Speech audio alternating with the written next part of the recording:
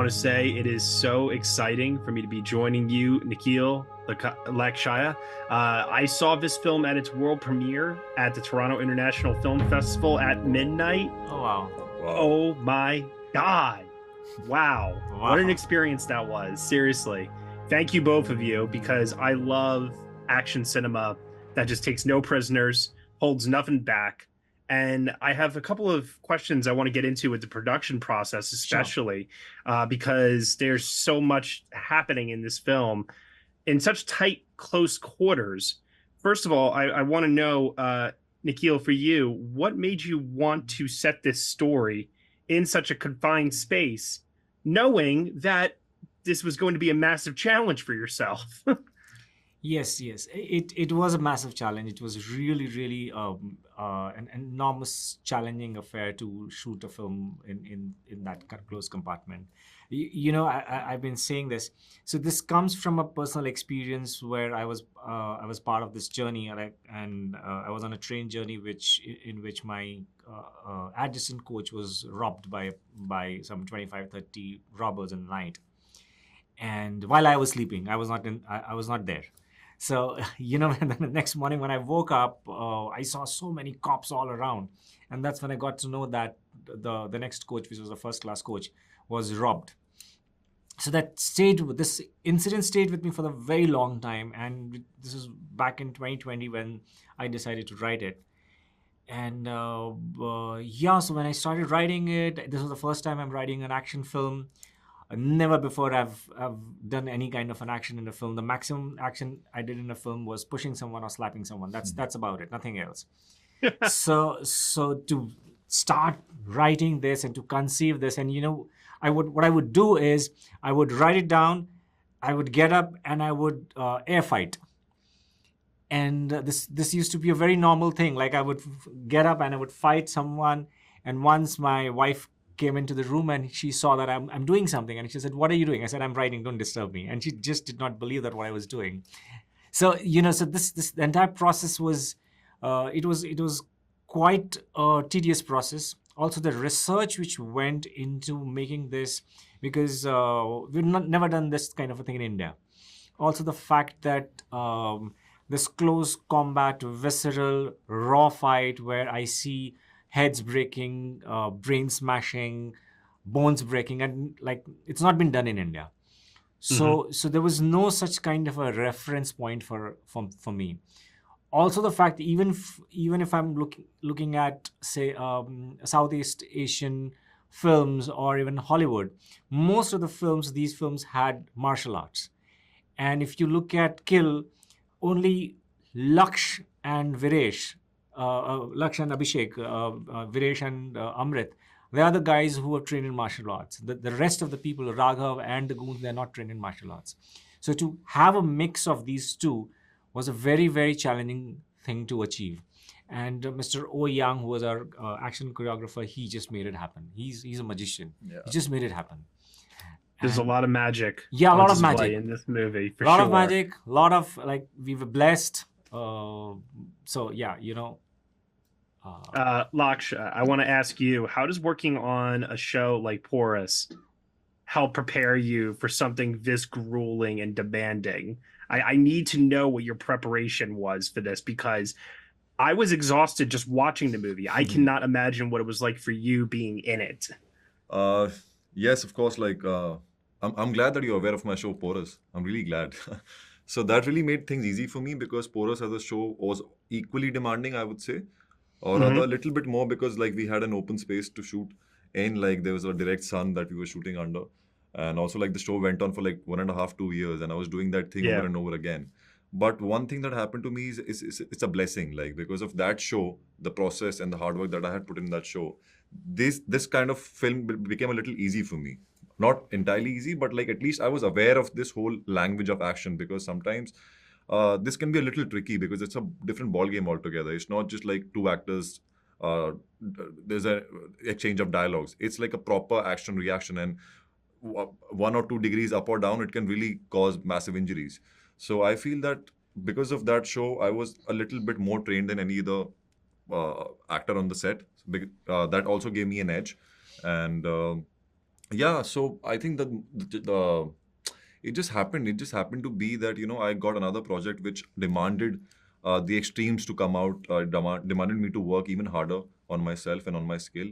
And next thing you know, I was on it. I was putting in my blood, sweat, and tears, Cheers. genuine tears. Like sometimes there was a confusion whether the blood is fake or real. There used to be days like that also. So yeah, I mean, all in all, been a fun ride. Speaking of blood, what was the blood budget for a film such as Good this? Did you question. just have like buckets and buckets on standby? Yeah, we had almost 150 liters of blood, which was only Wow. spill on the floor. Yes. Mhm. And then a lot of blood which was coming out from here and there. So yeah, it's just and because we had to continuously keep the continuity maintained, we had to keep spilling blood and we had to keep spreading that blood. So Yeah. yeah. So spread That red. must have been a nightmare for your script supervisor having to Oh always yes. constantly match. Oh yes. Oh yes. Absolutely, Yeah. yeah. He was going mad. He was going mad. Um, for a movie called Kill, what is the kill count? I lost track at a certain point. Do you know it? It's 46. Wow. That's a lot. 46. That's insane. And Lakshya, for you, I have to imagine you must have sustained, if not an injury, multiple bruises in the Yes, course I did. of I did. doing this. Because, like I said, I just I watched this and it's so intense. So tell me, what was like for you? Maybe the hardest day on set. I think every day came with its own challenges. Every day was equally hard. It just kept getting harder and harder. But that was the fun part also. I think there was this whole sequence where like Amrit, you know, he has to like reach from point A to point B from one bogie to the other bogie, and he Mhm. has to take that up path like has to like climb over the train and On the jump from roof. one up roof, yeah, from point A to point Yeah. B, and that whole thing was harnessed. Like it's a harness thing. The whole thing was I was wearing a harness throughout the day, and there came a point after wearing that harness for 8 hours, 9 hours that my body had given up. I was just praying. I just held. I looked up the sky. I just prayed to God. I said, "Today is the only day. You make me go through this day, and I will come to the temple tomorrow morning, and I will just bow down and be." Like how I was humbled that day. I was just humbled that day because my body has not tolerated that much pain ever in my life, but Yeah. somehow it happened, and it was exhausting. I don't know. I was for some reason I was just mentally I was going. I don't know how I was just at it. No, so just add on to this, he was hung upside down. Yeah. Yeah. So on the harness, upside down, and for 8 hours. It was madness, It was and we were just madness. Yeah. shooting, uh, continuously. We're shooting because when he's hanging, we wanted him to reach a point, and that was not happening. So because it Mhm. is in a free flow, it was very difficult for us to shoot that. And for 8 hours, he was just hanging upside down. So yeah, it's a poor Yeah. thing. Poor But guy, blood rushing to his head. yes, yes, but just to add on to that, every day there would be some injury. That he had an injury in his eyes, he had a injury in his arms, sometimes back, sometimes neck. Every day there was a new injury. Well, to quote a favorite filmmaker of mine, pain is temporary, film lasts forever. Oh yes, Uh, of course. so going off of that, though, I mean, I guess then the next thing I want to know is this, Nikhil, for you as a storyteller, you have these relationships in this movie. There's a family element to it. All these characters have a lot of personal investments in somebody else being in danger. And so I want to know, how do you in the screenwriting stage find the balance to not make it such an onslaught of action, but then to know when to pause to focus on those more emotional beats? Because I've often wondered with a film such as this, especially, does that happen in writing, storyboard, shooting, editing? Like, at what stage do you kind of map out where to find those moments to give the audience a bit of a breather? It's a fantastic question. Actually, this was a huge fear in in my mind, like, Mm-hmm. because there is this so much of process and there's so much of killing and there's so much of action. The emotional aspect of the story should not get lost. Yeah. And I was very, very much cognizant about that. And thanks to the fact that the genesis of the story is such, which is full of emotion. So once from both the sides, from the antagonist side and from the protagonist side, it is fully it's about their families, and it's about their loved ones, and it's about honor, and so they're both the sides are trying to protect their loved ones. So Mm-hmm. which brings me to, and there's a film which I feel for me it's a huge inspiration, which is Aliens. Yeah. There where the alien is also trying to protect its young ones, and the astronaut is trying to protect the girl. So if you look at it, it's the similar kind of a situation where there is so much of emotion in the story itself. And while writing, I've made sure, like I was very much aware of it, that it has to be an emotional story first. Action will follow. Action is something Mm-hmm. which is just a byproduct of emotion. It's the consequence of that emotional, whether it is love or whether it is guilt or whether it is rage. It is just action is just an extension of that.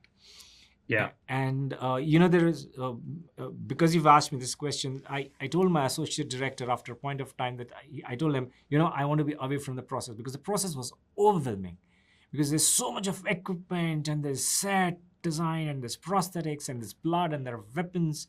There's so much of it that I said I need to get away from this for some time. When just before the shoot, I said I need to get away from it, because I'm just getting involved only in the process. I need to spend time with the characters and their emotional graphs. Absolutely.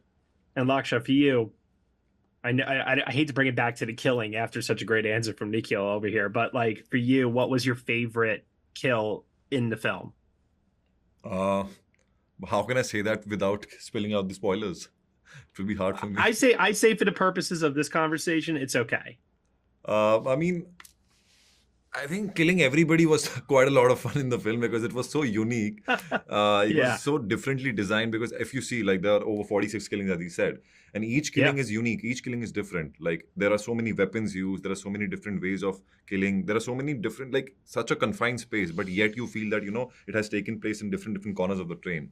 So that everything that you remember the big guy in the film, the biggest guy in the film. Oh, yes, and I do. how his life eventually pans out. So the whole journey of his also, it's so driven emotionally. So when that ends, you feel that, okay, this is the best moment in the life. And that's somebody I don't kill. Yeah. Yeah. So that was the best killing for me, because as he said, the reference that he gave about aliens, somebody else doing something for someone, somebody else has their own perspective going on, somebody's journey going on. So for me, that was the best part of the film, how it ended and how it started as well. Yeah, absolutely. I mean, I think that ending, especially where you're, not to get too spoilery, but you're mounting someone, just pummeling their face in over and over and over again. It's a very powerful moment. Yes. To culminate on, and your performance is so raw, and my audience, I remember, I will never forget my audience's reaction when I saw the movie. It was amazing. I just recently rewatched the film again here at Tribeca and for New York, and I got to tell you, like, I think you guys have made something that is going to go down with other action classics, whether it be something like a Snowpiercer, which also takes place on a train, or The Raid, or any other number of great action films that are out there. I think this is destined to become, I don't even want to say a cult classic. I'll just say an action classic, because this movie is full throttle, nonstop, and I got to commend both of you for sticking to that vision and seeing it through, because I know it could not have been easy. Thank you so much. Thank you so much. Thank you to the both of you, and best of luck in anything you guys have coming up in the future. Thank you. Thank you. Thanks a lot. Take care.